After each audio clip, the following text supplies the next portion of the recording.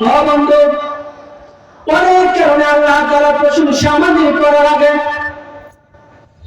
এর মধ্যে প্রথম নাম্বার যে কারণটা আমি আলোচনা করব, এক নাম্বার কারণ হলো আমার আল্লাহ তাআলা আমাদেরকে অস্তিত্বহীন হতে আল্লাহ রাব্বুল আলামিন আমাদেরকে অস্তিত্ব দান করেছেন, ঠিক কি না? আমার আল্লাহ রাব্বুল আলামিন সূরার মধ্যে বলেন, হাল আতা আলাল ইনসানি হিনুন মিনাদ দাহরি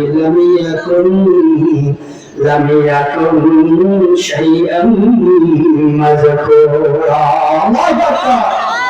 ও বন্ধু, একটু ভালো করে বুঝতে হবে, গভীর মনোযোগ দিতে হবে। আমি বলেছিলাম এক নম্বর আল্লাহ তাআলা হলেন আমাদের স্রষ্টা। তিনি আমাদেরকে অস্তিত্ব দান করেছেন, আমাদের কোনো অস্তিত্ব ছিল না।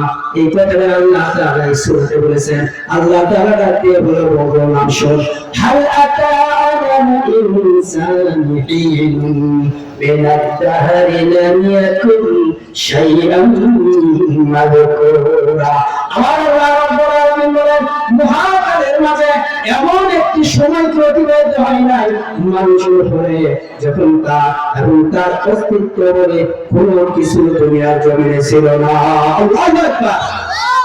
ও বন্ধু, একটু চিন্তা করে দেখা তো, আজ থেকে 800 বছর আগে আমাদের কোন আকার ছিল কিনা?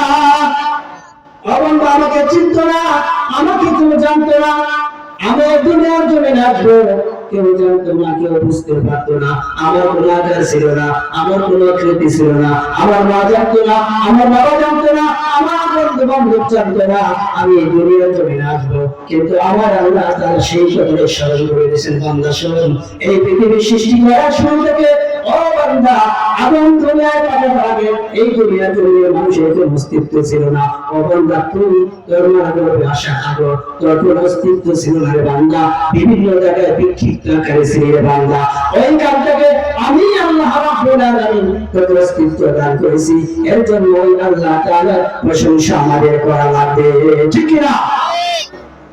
আমাদের ভালো করে বুঝতে হবে, আমার আল্লাহ রাব্বুল আলামিন অস্তিত্ব হতে আকারবিহীন থেকে সেখানে আল্লাহ তাআলা আমাদেরকে আকার দিয়েছেন, এত সুন্দর করে পৃথিবীর জমিনে পাঠিয়েছেন।